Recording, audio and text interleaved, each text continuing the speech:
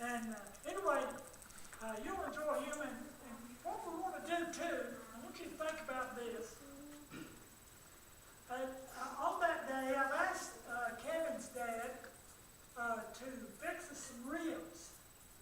I was talking to Miss Angie about it today to see if, we could handle it financially, and she said, Lord will provide, and I said, yes, He will. So it's going to cost us, I want to say, good guess, about $300 for the ribs and everything. It's going to be more than that. Well, say 250. Okay, all right, about 300. 300 is a realistic figure. We'll just say that, it might be less than that. Well, $300. We don't need $300. So anyway, if you'd like to contribute to that, fine. If not, that's okay. And what I want to ask you folks to do is just bring all the trimmings that go with ribs. Now, this guy's good, not because he's Kevin's dad, but he's good. He knows how to fix them ribs. So anyway, we're going to do that. We'll eat at 5, and then we'll have the fellowship and the service at 6. And I'll be just passing the information and invite folks. It's going to be an unusual and a different type of service, but we're going to have a good time. Amen?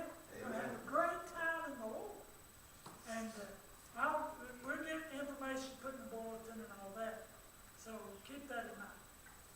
All right. Next Sunday, I think we've got a VBS meeting after the services. And also at 5 o'clock there is a church nominate committee meeting scheduled. So, can you remember all of that? It's reading, you need to write it down. You say next Sunday, that night service or morning service? For what? Well, the VBS, I think that Miss Jane and Angie's got it scheduled after the morning service, and the nominating committee will be meeting at 5 o'clock before the evening service. And all those that's on the nominating committee know who you are. Jennifer, Brother Keith, and Kathy, yeah, Kathy. You must say, yeah. Does everybody come to that first service? VBS meeting? The VBS meeting is basically going to be like a pre-VBS meeting. It's going to be talking about what this year's Vacation Bible School is going to be about and finding people to work for Vacation Bible School this year. Yeah. It's not going to be real in-depth. It's just kind of like a preview to Vacation Bible School. So if you want to be part of Vacation Bible School, make sure you stay after church service next week. Yeah. All right, any other announcements? Anything else? Okay. Anybody have a special you want to see? Don't stand with me. All right. I've asked Kevin tonight to do our speaking. I'm not exactly sure what he's going to talk. I've got an idea what he's going to talk about and all that. So, Kevin, if you want to come and get started, sure. Let me kind of give you a little information on my father. He's a good cook, not just because he's my dad, but we eat a lot with him. He's also done a lot of catering for Fred's Market, and he's done a lot of the outdoor activities in Lakeland for Sun and Fun Fly-In, for the Strawberry Festival, for Lake Christian School. I mean, he's been out there cooking. He's got 2 10-foot grills that he's built on his own from the mines, all the scrap that he gets from them. And he's been going through a lot of treatments in the past, since 2004, 5, of cancer. He has bladder cancer, kidney cancer, or 4 more cancer somewhere.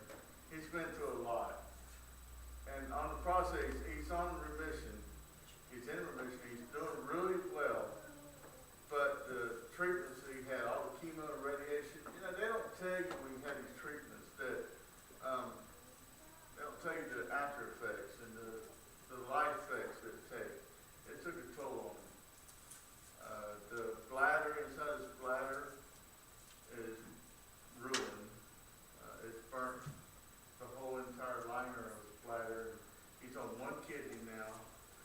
he's having a hard time with it.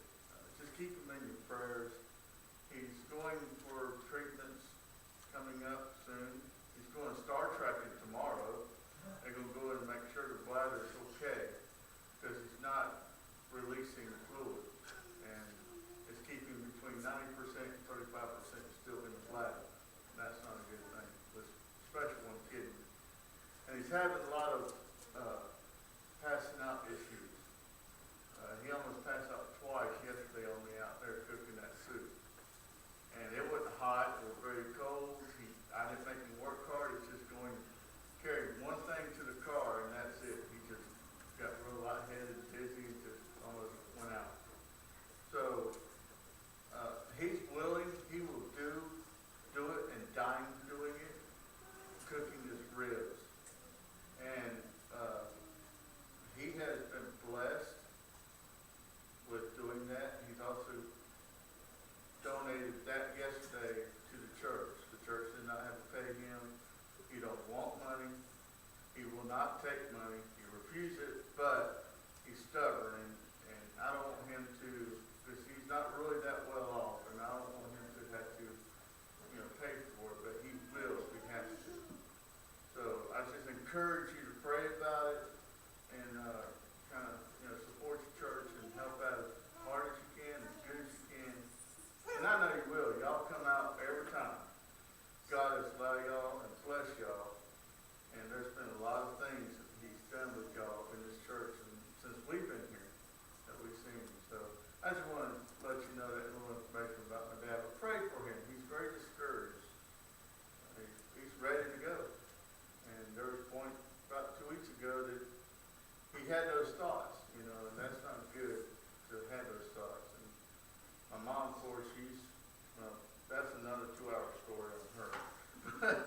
She's not doing well either. She's got high diabetes, doesn't keep herself in check with it, and her memory's going. She forgets. She gets lost really, really quickly. And, he's trying to take care of her, so he's got a lot of it on his shoulders. So. But anyway, he's an outstanding cook. You will really, really enjoy his ribs. And I think he's got a new experiment he's going to do on, no, just kidding. But he is good. He's really good. Y'all going to look forward to this Valentine's thing coming up? It's going to be outstanding. This young man's coming in. Well, he was young when I was younger, but he's very well in doing what he does and really blesses me, and he'll bless you too. So I hope you'll come out and turn out and support him. Like I said in the church, in y'all's church, in our church, we have ministries. We do a lot of outdoor ministries. We have indoor ministries. On Friday night, you have a Bible study. How many has came at least once to the Bible study on Friday night? The ones that hasn't, you ought to take at least one time and go. It's more than Bible study. It's sharing your burdens, sharing your praises. It's a lot of communication that goes on in the Bible study. We have a good time, and I went twice, I think. I can't remember. But, yeah, I was supposed to go Friday, but I didn't because I had it with my dad. But it's really good. So I encourage you to go to the Bible study. Who comes out and works in the street ministry? Anybody come out and work in the street ministry? That's another good ministry that the church has, is the street ministry. And we kind of eliminate some things, but we stand out there and we wave at cars when they come by, we hold hands, say, honk if you love Jesus, or Jesus loves you. Sometimes we'll see a car come by with the window down, we'll holler at them. Hey, Jesus loves you, as they pass by 40 miles an hour, and you're trying to get all that while they're going by. It's actually fun. We also pray with some of the people that's out there. That's a ministry, a praying ministry. All you do is go out there and you just say, hey, let me pray with you. Just pray. And they will let you. They need it and they want it. The food bank. Who works in the food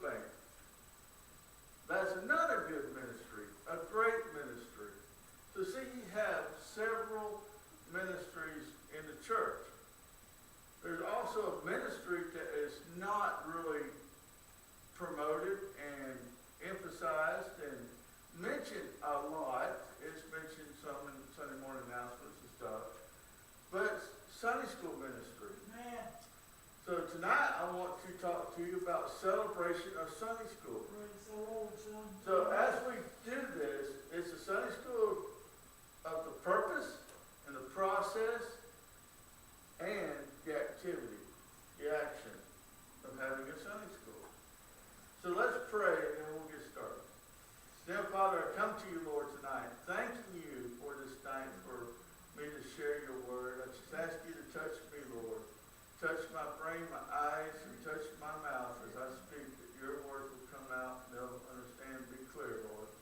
Lord, thank you for all these that showed up tonight with this cold and wet night, Lord, thank you for that. We just ask you to be the ones that's not here, protect them, keep them safe, and bring them back. In your precious holy name, amen. So the question is, why do we promote Sunday school? Since it is not mentioned in the Bible and Jesus did not establish it, why do we promote Sunday school? Now, do you know where it come from? Where did it come from? Do you know? Anybody know? Well, Sunday school began in the 1700s in a city in England that is very hard to pronounce. It's called Gloucester. The only way I remember that is glaucoma, which is Gloucester, C-E-S-T-E-R. It's a small town in England with a man called Robert Rakes. Mr. Rakes is a member of a church in England who had a burden for poor children and people who were forced to work long hours each week with no opportunities of education. So although he established Sunday schools that met on Sunday, these schools were not necessarily for religious instruction. So he formed this school, but it's not really for religious part of Sunday, for church. But these early Sunday schools were characterized by several important traits. The first one was, your Sunday school teachers, you'll love this. They used to pay teachers. Would you like to get paid to teach a class? That'd be interesting. Second is, they taught secular courses in Sunday school. The third is they taught mainly for children.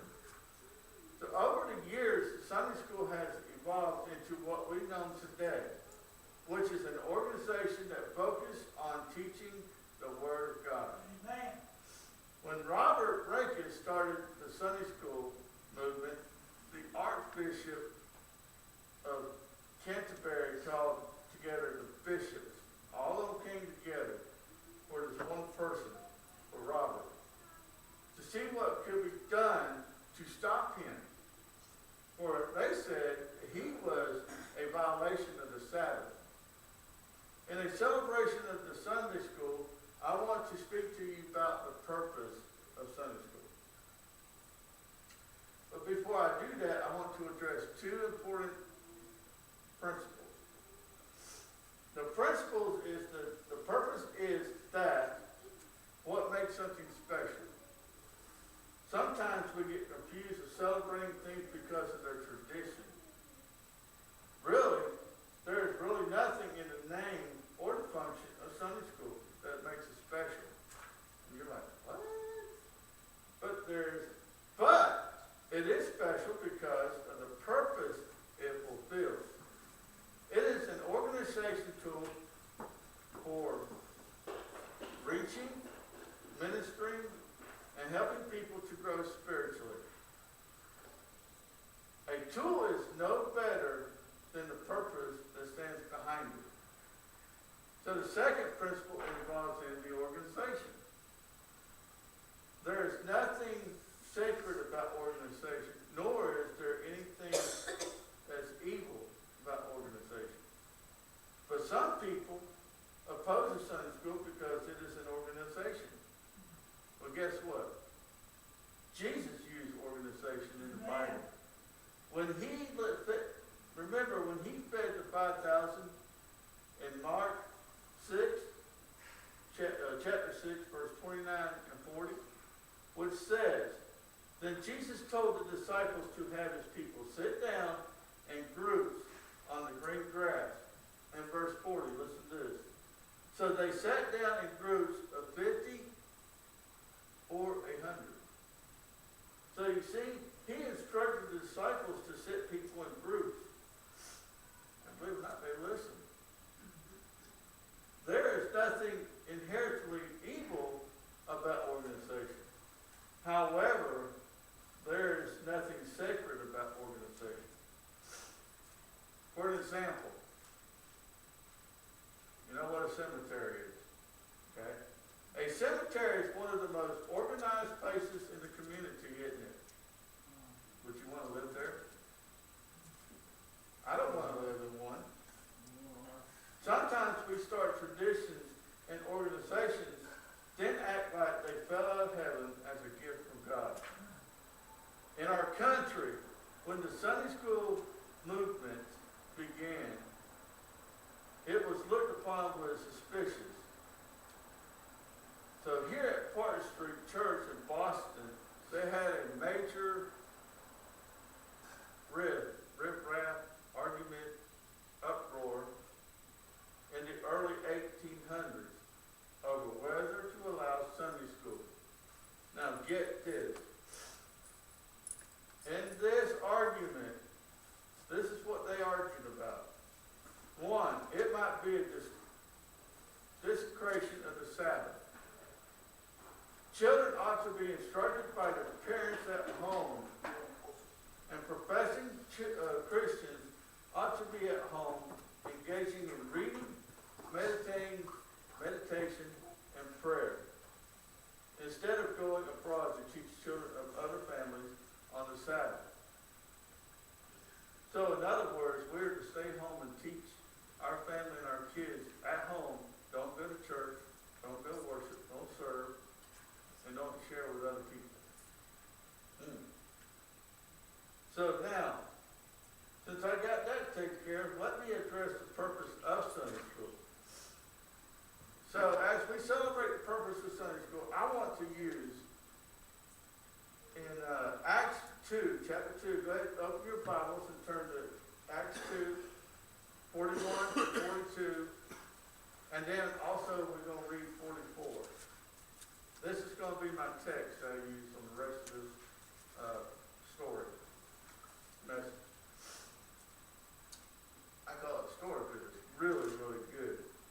I learned a lot about Sunday school. Are you ready? Everybody ready? Say amen. Amen. All right. So Acts 2, 41 through 42 and 44, it says, "Then those who gladly received his word were baptized, and that day about 3,000 souls were added to them, and they continued steadfastly in the apostles' doctrine and fellowship, in the breaking of bread and in prayers." Now verse 44. "Now all who believed were together and had all things in common." So, you see in this text, we see the early church fulfilled 3 purposes, or you call functions. Number 1, the church was reaching people with the truth of Jesus Christ. The church was ministering to people. And 3, the church was helping people grow spiritually. So, that is the purpose of Sunday school. Let's look at the 3 purposes and the functions of Sunday school individually. 1, the Sunday school is organized for reaching people in and outside of the church. This is the overall purpose of the church. In Acts 2, chapter 2, verse 41, we find that there were 3,000 people who placed their faith in Jesus Christ. And the church's purpose is to reach people for Christ. So this purpose is stated in the Great Commission, found it in Matthew chapter 28, 18 through 20,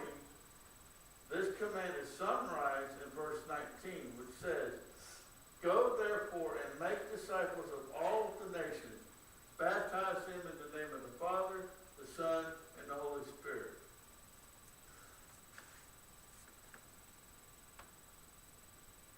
So you see, Jesus repeated this commandment before ascending to heaven. In Acts 1:8, we find his words, "You shall be witnesses to me in Jerusalem, and in all Judea and Samaria, and to the ends of the earth." And here again in Luke 19, verses 10, Jesus repeated this purpose, "For the Son of Man has come to seek and to save that which was lost." So you may ask, what does reaching people have to do with our Sunday school class? I'm glad you asked. I want to tell you, reaching people should be the focus of every organization in the church. If reaching people for Christ are not your focus, then you have the wrong focus. I'm going to give you an example. A church had their Awana ministry planned for a family Easter picnic. But their goal was to reach people. Okay, their goal was not to have an Easter egg hunt. They used that an idea of an Easter egg hunt to reach people to share about Christ and to also invite them to church. Here's another one for the men. A church men's ministry is planning an outreach garage sale. If you're having a garage sale, I want to go. I want 50 and 60% off, okay? I'm looking for a dishwasher, dryer, a patio, a house. Oh, I'm just kidding. So the men's ministry is planning an outreach garage sale. Their plans is to use the garage sale to meet and reach people. The emphasis is not the sale, but reach people about Jesus Christ and also to invite them to church. A sad letter of an English Baptist Sunday school teacher was published in a Dallas newspaper after President John F. Kennedy's assassination. Listen to this carefully. The teacher told of his having a boy in his Sunday school class whom he never reached for Christ. Guess what his name was? His name was Lee Harvey Oswald, who later assassinated President John F. Kennedy. So you see, it should disturb us when we are not able to reach our community and the people around our community and the people inside our church. This is one of the major purposes of Sunday school organization. We age grade Sunday school classes and assign each Sunday school class with the responsibility of reaching people in the age range. But you can do, if God leads you, it doesn't matter what age range, as long as you invite and you reach people. Youth reach youth, children reach children, young adult reach young adult, and adult men and adult women reach adult men and women. So you see, the people in the church and in the Sunday school classes and in the Bible studies and in the outreach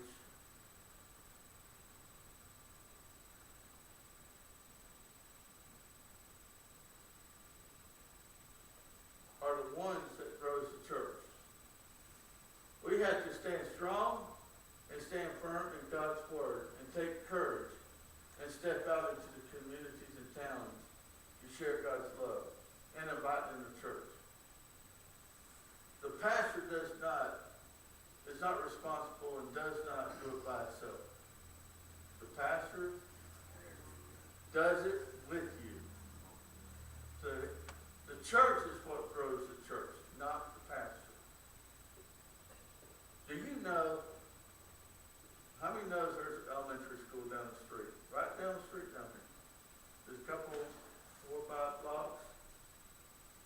Has anybody been down there in the main office and invite them to church? Yeah, in a public school, go down there. Go into the main office and say, I am from First Baptist and I am here for you.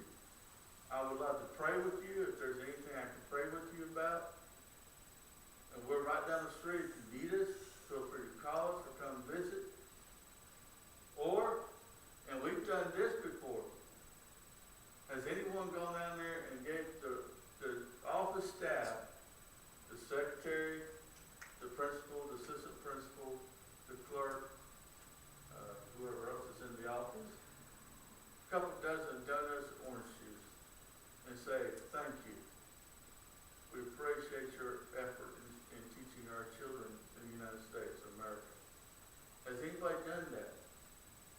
Do you know that there are 8 streets on either side of the road? Just 8 streets. There are families with children that probably are not going to church, hasn't seen a church. Yes, you've got churches around here, but that's okay.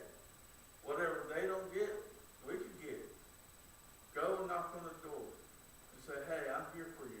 We're from First Baptist Church of Juanita. Here's the flyer of our church. We invite you to come visit. And it's like me and Mike and Jennifer and Miss Linda and Garnet, we go and we walk the streets and do prayer walk. Man, that's the best ministry to go out in the community and just walk the street. You'll be surprised who comes out them doors. We did that Christmas float, the hayride, whatever we done, went around singing carols for Christmas. My goodness, just that alone. You could ride down the road. We had to stop several times because the kids were just pouring out of the houses. And, you know, of course, we handle candy cane stuff. We handle flyers. We handle, tracts. And we just wish them a Merry Christmas. That is a ministry. That's reaching the community.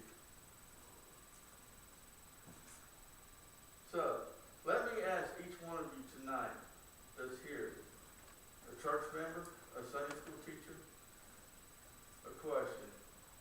When was the last time you welcomed a new member to Sunday school? More than that, when was the last time you welcomed a new member or a visitor to church? Are you concerned about reaching new people? Are you ready?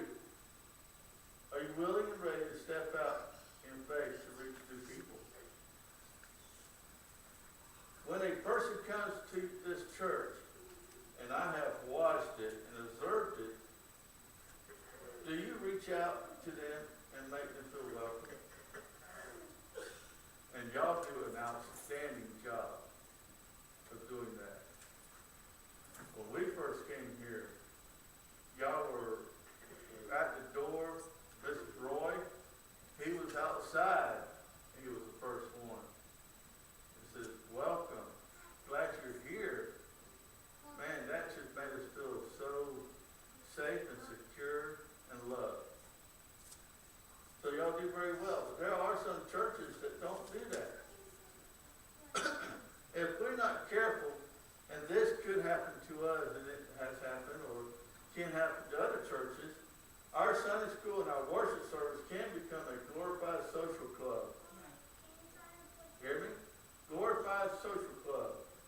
Or a holy huddle. So let me ask you again tonight an important question. How many people are you cultivating for Jesus Christ? And how many lost people can you call by name that you're praying for? Chew on that for a while.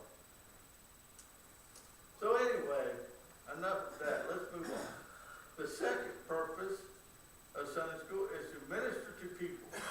We gather people into ministry groups called Sunday school classes. In the text we read a few minutes ago, the Bible explained that after people were saved, the church ministered to them. So as we assign Sunday school classes, we assign responsibilities for ministry. I know y'all, I'm like that too.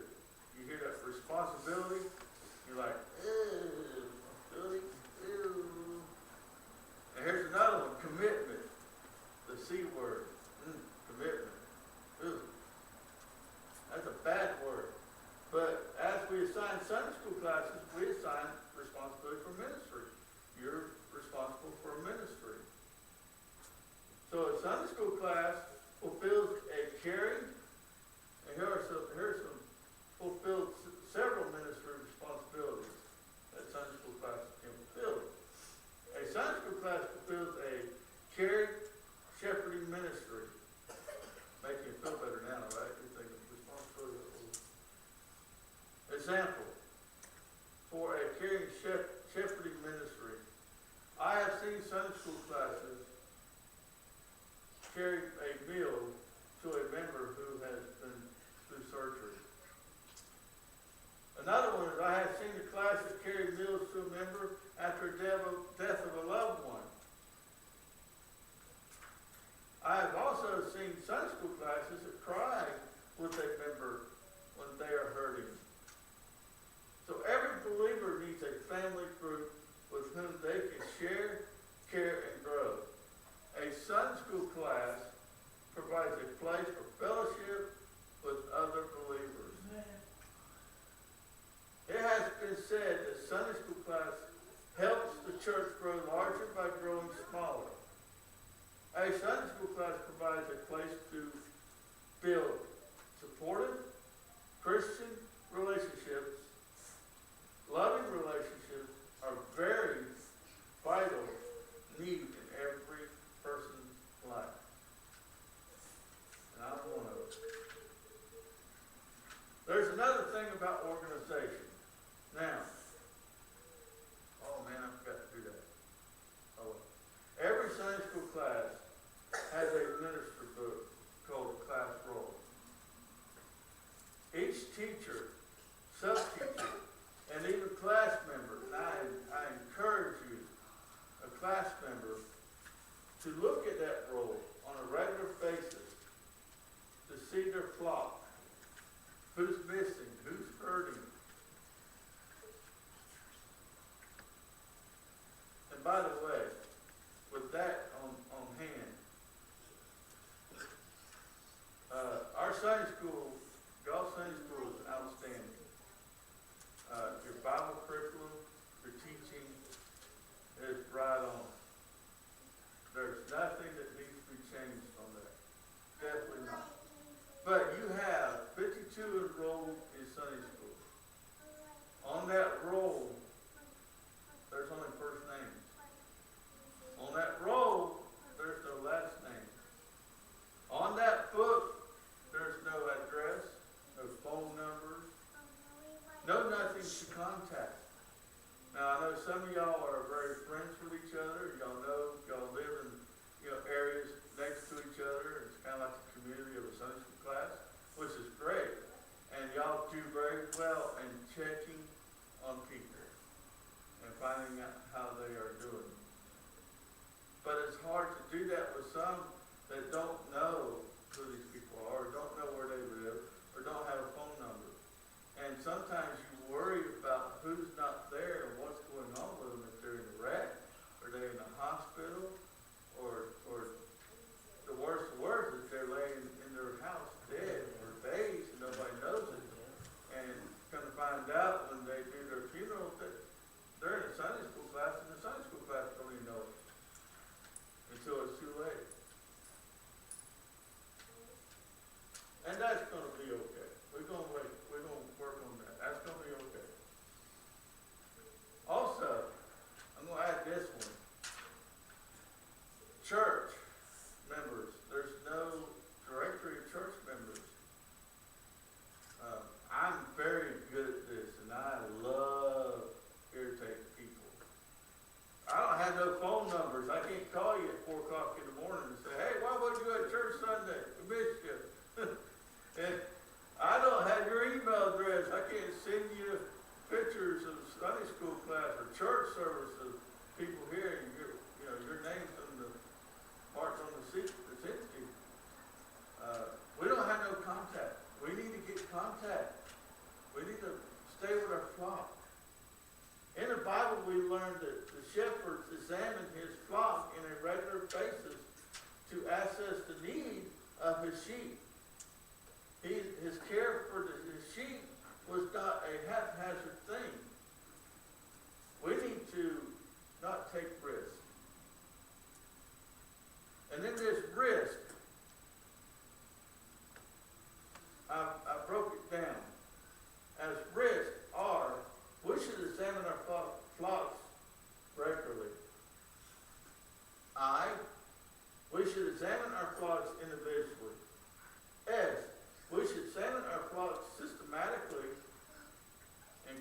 should examine our flocks knowingly.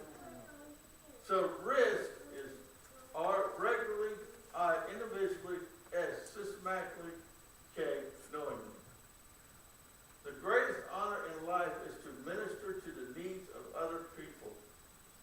Sometimes we forget the important value of ministry or downplay the significance of it. So in Matthew 25, we read where Jesus identified seemingly insignificant ministry tasks that have huge value. One, he mentioned giving a cup of water. Two, he mentioned clothing the poor. Three, he mentioned visiting the sick. In the church, we sometimes lose sight of that fact. We sometimes get stuck in the trap of maintaining an institution. Hello. That places us in bondage. We are not here to maintain an institution. We are here to minister to people for Jesus Christ. And lastly, the third purpose of Sunday school is to teach the Bible and help people grow spiritually. Bible teaching is at the center of all that we do. Teaching the Bible is not always an easy task, though. For an example, a woman named Gwen was about to start her 4-year-old Sunday school class. When a little boy showed up without any identification, Gwen managed to get his first name, but could not find out his last name. Brian, what was your daddy's name? She asked. Daddy, he replied. She says, try again. She says, Brian, what was your mama's name? Mommy, he answered.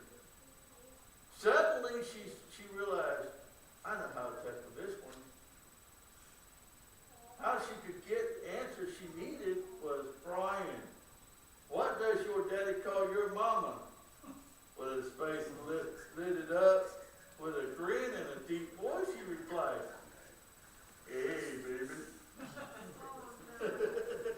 In the Great Commission, see, Jesus commanded us to go and make disciples and teach them to observe all things he had commanded us.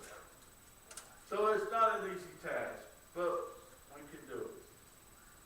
Out there are a few Sunday school classes, a few that I know of,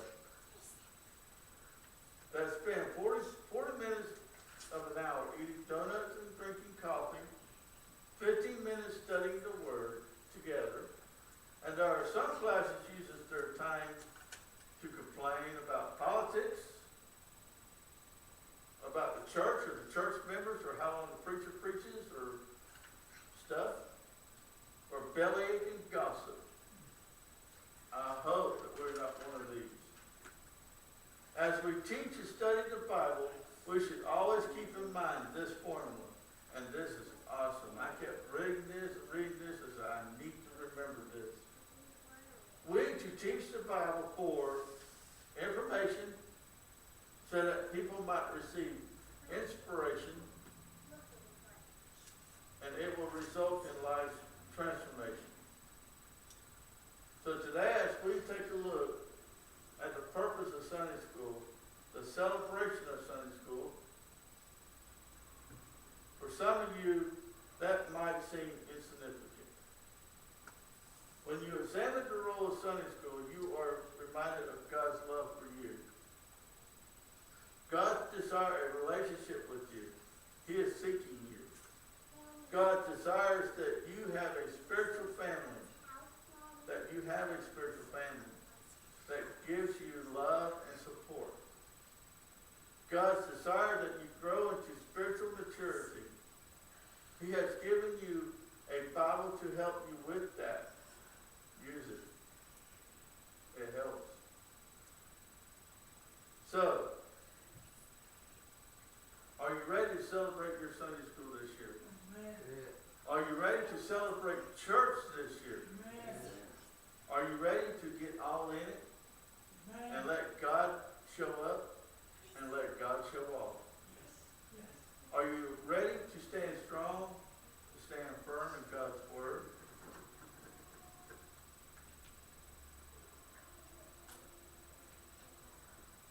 So let's get all in. I've read this for my devotions the other day. I wasn't on the, but I just thought it was kind of neat because sometimes when you get a challenge like that, you're like, I don't think I can do it. You have doubts. Man, what do I do? God tells you what to do. How do I do it? The Bible tells you how to do it. And I read this in my devotions the other day, and it kind of hit me a little bit. Because my faith, I don't know about you, but it's strong, but it weaks sometimes. And I've had doubts, and I get kind of weak in my faith. And my wife kind of tells me, you're weak. Who are you supposed to believe in? Who are you supposed to trust in? So I read this, I'm going to read it to you. It's Matthew 7, chapter 17, 15 through 21. Lord, have mercy on my son, he said. He has seizures and is suffering greatly. He often falls into the fire or into the water. I brought him to your disciples, but they could not heal him. Verse 17. You unbelieving and perversion generation, Jesus replied, how long shall I stay with you? How long shall I put up with you? Bring the boy here to me. Jesus rebuked the demon, and it came out of the boy, and he was healed at that moment. Then the disciples came to Jesus in private and asked, why couldn't we drive it out? And here's the catch one. He replied, because you have so little faith. Truly I tell you, if you have a faith as small as a mustard seed, you can say to this mountain, move from here to there, and it will move. Nothing will be impossible for you. Ye of little faith. When I get in doubt and I say this, man, are you kidding me? No way I can do it. No way, no way. Ye of little faith, my wife says.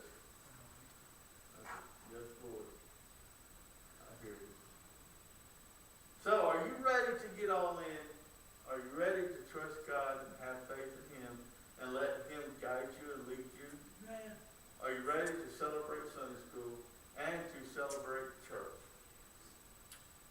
So I'm going to challenge you tonight as a church. Enrollment is 52 in Sunday school. I'd like to challenge you to enroll 20 more people by April. Pray about it. We almost have a full Sunday school classes, but we're lacking a few classes. We need to fulfill the children's church, 1st through 5th grade, with teachers. And we also need to fill a youth class with teachers. So pray about that one. You want to challenge them, that's a challenge. And there's plenty of youth out there. The third goal I want to challenge you with, it's a goal we need to do, is to make a church director and a Sunday school member director and stay in contact with our members. We are family. We need to care and love for our family. So starting next Sunday, I'd like for you to be part of this, and let's have some kind of contact so we as a family of God can keep in touch. I've got the contact list for churches out there. please, I challenge you, no, I will not send it out to, Obama or Iraq or anything like that. I don't think anybody here will do that. I don't think anybody here will call you at 4, 3 o'clock in the morning unless they have an emergency and they need you. We need to have contact with our family members here in the church and in the Sunday school classes. Stay in contact with them. So are you all in and ready to see what God can do? Let's get on board and have a celebration Sunday and celebration church. And in Sunday school, I've got a list of all the contacts. I like for all the Sunday school members and teachers to fill that out so we can have contact. So you've been challenged tonight by God, and I have challenged you, and I love to see this to happen. It's all in God's will. And it kind of hit me this morning what Garnet says. It's up to you.